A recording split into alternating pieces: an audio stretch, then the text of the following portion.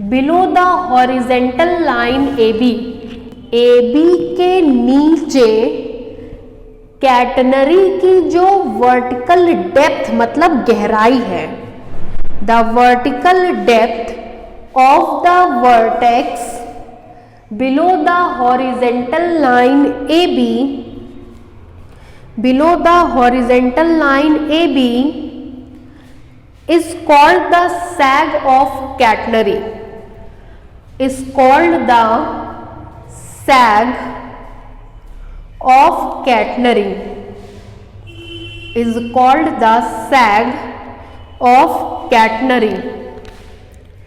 नीचे से लिखिए sag CD is equal to y minus C, sag CD is equal to y minus C, C हमेशा small रहेगा, है ना।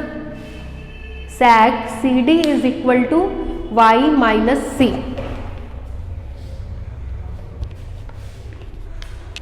हो गया, डायग्राम बन गया था ना। नेक्स्ट लिखिए भाई, यहाँ तक हमको नहीं लगता कोई दिक्कत होगी। कई बार आपको बताया जा चुका है कि कैटनरी पढ़ने के लिए ये सारी चीज़ें आपको जानना ज़रूरी है, ठीक है। एक्सिस, वर्टेक्स, डायरेक्ट्रिक्स, स्पैन, सैग, ये सारी चीज़ें आपको जानना पड़ेगा। नेक्स्ट है parametric equation of catenary, parametric equation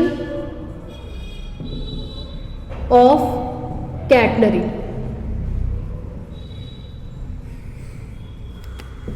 parametric equation of catenary, parametric equation of catenary. देखिए, सबसे पहले तो हम आपको ये बता दें कि कौन कौन से कोऑर्डिनेट सिस्टम में आपको रिलेशंस को पढ़ना है, ठीक है। चूंकि आप लोग में से बहुत से कम लोग ही कर्व ट्रेसिंग पढ़े होते हैं, तो आप लोगों को चीज़ें पता नहीं होती हैं। सबसे पहला होता है Cartesian coordinate, Cartesian coordinate. Cartesian coordinate में हम वेरिएबल लेकर के चलते हैं x और y। नेक्स्ट होता है पोलर कोऑर्डिनेट, पोलर कोऑर्डिनेट में हम लेकर के चलते हैं r और थीटा। नेक्स्ट होता है हमारा इंट्रिंसिक, जो कल आपको बताए थे, इंट्रिंसिक कोऑर्डिनेट। इंट्रिंसिक कोऑर्डिनेट में किसी पॉइंट का कोऑर्डिनेट होता है s, साई, ठीक है। इंट्रिंसिक कोऑर्डिनेट में किसी पॉइंट का कोऑर्डिनेट होता है s, साई। और लास्ट है आपका पैरामीट्रिक कोऑर्डिनेट, पैरामीट्रिक कोऑर्डिनेट। पहले पैरामीट्रिक कोऑर्डिनेट के बारे में थोड़ा सा समझ लीजिए, तब फिर हम आगे आपको इसके चीज़ों को शुरू करेंगे। देखिए, पैरामीट्रिक कोऑर्डिनेट में क्या होता है कि ये एक अकेला ऐसा कोऑर्डिनेट सिस्टम है जिसमें दो इक्वेशन मिलते हैं। जैसे इसमें आपने इक्वेशन पढ़ा था y is equal to F X, इसमें पढ़ा था r is equal to F theta, इसमें आपने पढ़ा था s is equal to function of psi. Parametric एक ऐसा अकेला कोऑर्डिनेट सिस्टम है जिसमें कोई भी इक्वेशन दो पार्ट में लिखा जाता है। इसमें हम करते क्या है, एक पैरामीटर मानते हैं, एक पैरामीटर मानते हैं। मान ले रहे वो पैरामीटर t है, तो x is equal to function of t, y is equal to function of t। अगर किसी कर्व का इक्वेशन इस फॉर्मेट में लिखा जाए कि x is equal to function of t, y is equal to function of t, तो उस कंडीशन में हम उस इक्वेशन को कहते हैं parametric coordinate system. For example, मान लीजिए सर्किल का इक्वेशन होता है X square plus Y square is equal to R square, ठीक है। हमने लिख दिया x की जगह r cos t, y की जगह r sin t। ये फंक्शन ये था y is equal to F X के फॉर्मेट में किसी सर्किल का इक्वेशन। क्यों भाई, सर्किल का इक्वेशन है, सेंटर क्या है 0 0, रेडियस क्या है r, y is equal to F X के फॉर्म में ये किसी कर्व का इक्वेशन, किसी कर्व क्या सर्किल का इक्वेशन लिखा हुआ है। हमने x की जगह लिख दिया r cos t, y की जगह लिख दिया r sin t। मतलब x is the function of t, y is also the function of t।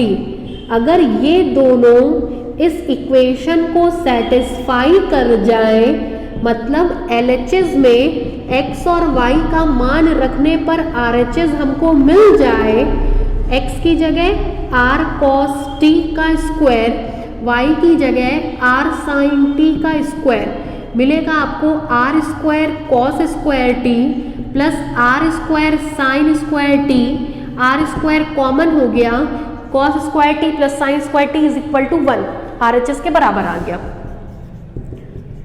क्या कहें हम आपसे कि मान लीजिए कर्व का इक्वेशन है y is equal to F X, हमने x को फंक्शन ऑफ t के फॉर्म में लिख दिया, y को फंक्शन ऑफ t के फॉर्म में लिख दिया, इस तरीके से कि ये इस इक्वेशन को सेटिस्फाई कर जाए, मतलब LHS में वैल्यू रखने पर RHS मिल जाए, तो इस कंडीशन में इसको पैरामीट्रिक इक्वेशन कहते हैं। पैरामीट्रिक कोऑर्डिनेट सिस्टम एक ऐसा अकेला कोऑर्डिनेट सिस्टम होता है जिसमें किसी भी कर्व के दो इक्वेशन मिलते हैं, या कर्व के इक्वेशन को दो तरीकों से या दो स्टेप्स में लिखा जाता है। किसी भी कर्व के इक्वेशन को दो स्टेप में लिखा जाता है। ये भी सर्किल के इक्वेशन को रिप्रेजेंट करेगा, लेकिन किस कोऑर्डिनेट सिस्टम में? पैरामीट्रिक में, जहां पे t पैरामीटर होगा। तो हमने क्या बताया, पैरामीट्रिक कोऑर्डिनेट सिस्टम में सबसे पहले एक पैरामीटर लेते हैं t, x को भी t के फॉर्म में लिख दे, y को भी t के फॉर्म में लिख दे, इस तरीके से कि ये y is equal to F X को सेटिस्फाई कर जाए। जैसे ही ये y is equal to F X को सेटिस्फाई करेगा, ये पैरामीट्रिक इक्वेशन कहलाएगा और t पैरामीटर कहलाएगा। मतलब कार्टेशियन कोऑर्डिनेट सिस्टम में कर्व का equation y is equal to F X, polar coordinate system में कर्व का equation r is equal to F theta, intrinsic coordinate system में कर्व का equation s is equal to F psi, parametric coordinate system में curve का equation x is equal to function of t, y is equal to function of t। इस तरीके से कि अगर ये y is equal to F X को satisfy कर गया तो इसको हम लोग पैरामीट्रिक कोऑर्डिनेट सिस्टम कहते हैं, t को पैरामीटर कहते हैं, इसको पैरामीट्रिक इक्वेशन कहते हैं। पैरामीट्रिक इक्वेशन का मतलब x को भी फंक्शन ऑफ t के फॉर्मेट में लिख दीजिए, y को भी फंक्शन ऑफ t के फॉर्मेट में लिख दीजिए, इस तरीके से कि दोनों कर्व के इक्वेशन को क्या कर जाते हैं, सेटिस्फाई कर जाते हैं। तो ऐसे कंडीशन में हम लोग इसको बोलते हैं पैरामीट्रिक इक्वेशन। तो अब पैरामीट्रिक इक्वेशन ऑफ कैटनरी की बात करेंगे तो ये तो क्लियर हो गया कि कितने इक्वेशन हम लोग को मिलेंगे, दो। एक फंक्शन ऑफ t होगा, y भी क्या होगा, फंक्शन ऑफ t के फॉर्मेट में होगा। ठीक है, इतना किनारे का एज अ हिंट उतार लीजिए, फिर हम आगे लिख पा रहे हैं इसमें। ये पूरा एज अ हिंट बस उतार लीजिए, उतारिए।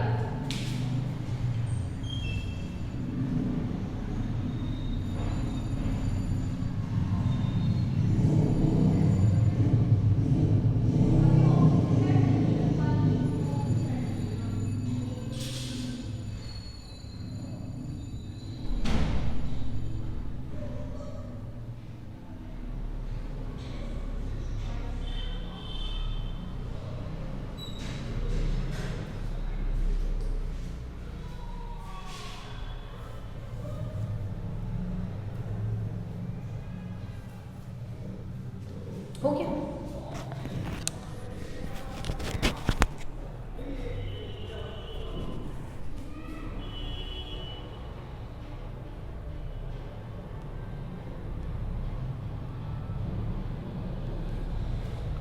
चलिए अब हम लोग आते हैं पैरामीट्रिक इक्वेशन ऑफ कैटनरी पे। हेडलाइन डालिए, parametric equation of catenary. Parametric equation of catenary लिखिए इसमें,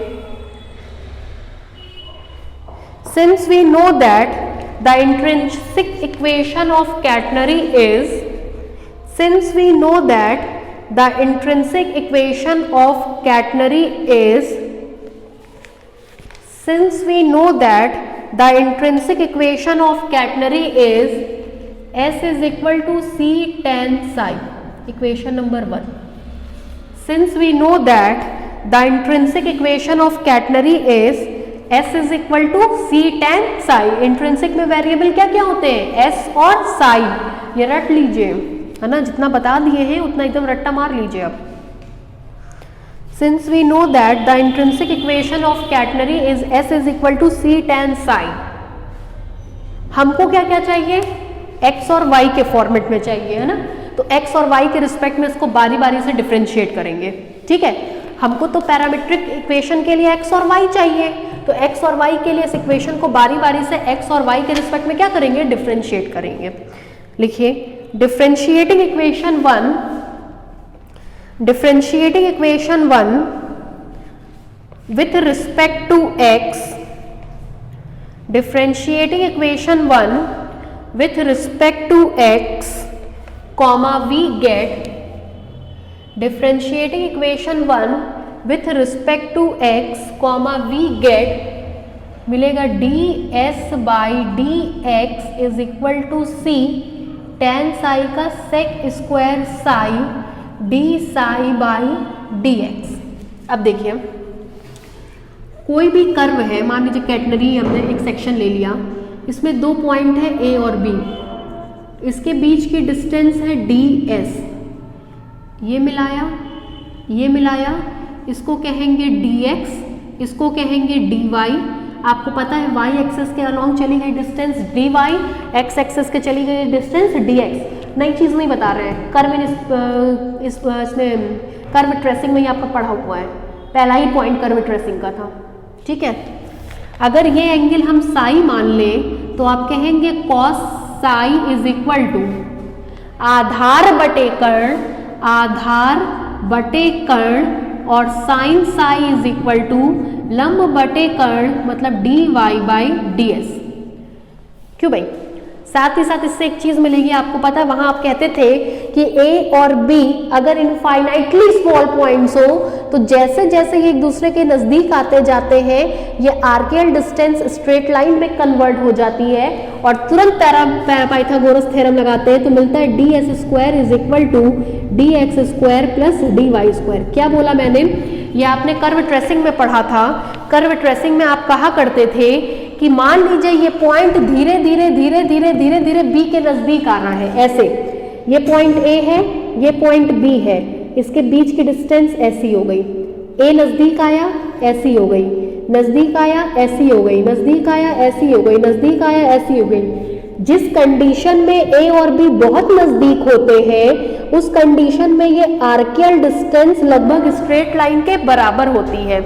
जिस कंडीशन में जैसे a और b दो पॉइंट है, a टेंड करता गया b की तरफ, जैसे जैसे पास आता जाएगा ये जो आर्कियल डिस्टेंस है ये लगभग स्ट्रेट लाइन में कन्वर्ट हो जाती है। तो उस कंडीशन में आप कहते हैं जैसे ये स्ट्रेट लाइन बन जाएगा तुरंत आप ये थ्योरम लगाएंगे ds square is equal to dx square plus dy square Pythagoras से। साथ ही साथ कहा गया cos psi is equal to आधार बटे कर्ण और sine psi is equal to लंब बटा कर्ण। ठीक है, यहाँ तक क्लियर हो गया होगा आपको।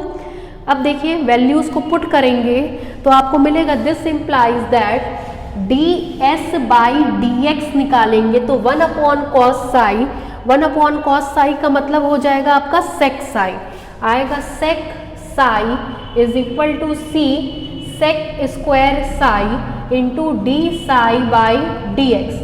दिस इम्प्लाइज दैट एक से एक कटेगा, मिलेगा dx, इसको इधर ला रहे हैं, dx by D psi is equal to C sec psi. This implies that dx is equal to C sec psi into D psi. Integrate कर दीजिए, integrating both sides comma we get, जैसे ही आप integrate करेंगे आपको मिल जाएगा, देखिए आएगा आपके पास integral dx is equal to C integral sec psi D psi. This implies that x is equal to C sec psi का इंटीग्रेशन बोलिए, सेक साई का integration log sec psi plus tan psi, साथ में आएगा एक constant a, इसको मान रहे इक्वेशन नंबर 2, नीचे से मेंशन करेंगे where capital A is constant of integration, where capital A is constant of integration। ठीक है, अब देखिए A की वैल्यू निकालने जा रहे हैं। A की वैल्यू के लिए तुरंत हम अपना कैटनरी को फॉर्म करेंगे। कैटनरी अगर बनाते हैं तो आप फिर से वही चीज़, ये हमारी कैटनरी हो गई, ऐसे हो गया, ये एक्स एक्सिस हो गया, ओरिजिन हो गया, लोवेस्ट पॉइंट, वाई एक्सिस, ये 2 पॉइंट हो गए, ए बी, ये डी हो गया। ठीक है, आपको पता है लोवेस्ट पॉइंट सी का कोऑर्डिनेट होता है 0, C, टेंशन होता है T0, और तो और इस पे आपको पता है कि साई की वैल्यू क्या होती है 0। चूंकि ये लाइन इस लाइन के पैरेलल है तो ये लाइन इस लाइन के बीच में बनने वाला एंगल 0, दैट इज साई क्या होता है 0।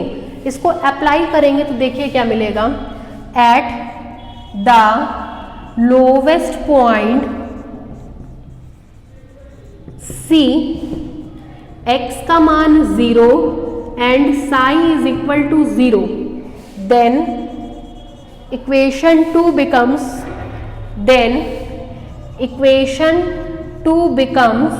इक्वेशन 2 का इस्तेमाल करेंगे तो देखिए क्या आएगा, मान रख दीजिए, जैसे इक्वेशन 2 में मान रखेंगे मिलेगा 0 is equal to C log sec 0 plus tan 0, साथ में एक कांस्टेंट कैपिटल A।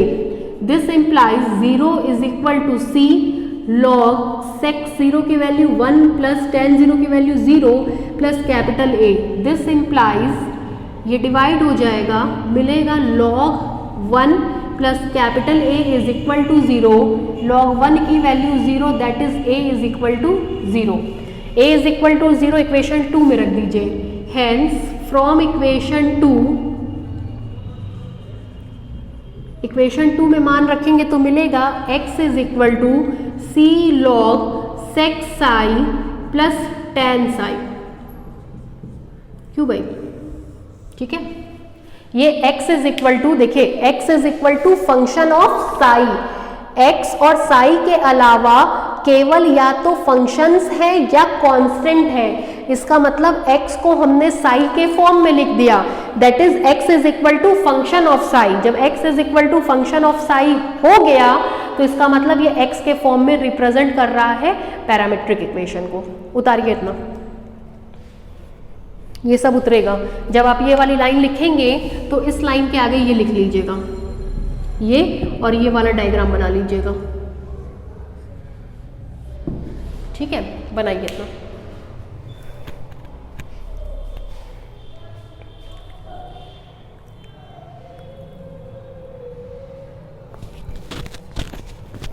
उतारिए।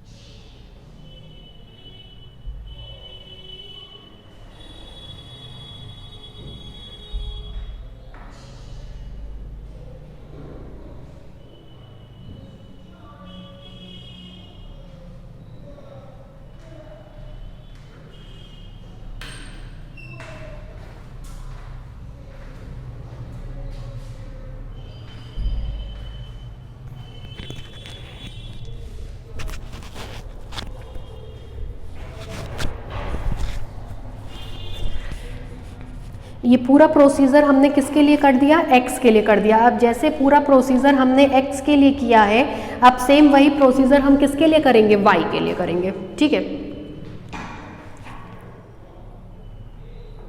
उतारिए इतना, फिर बता रहा हूँ।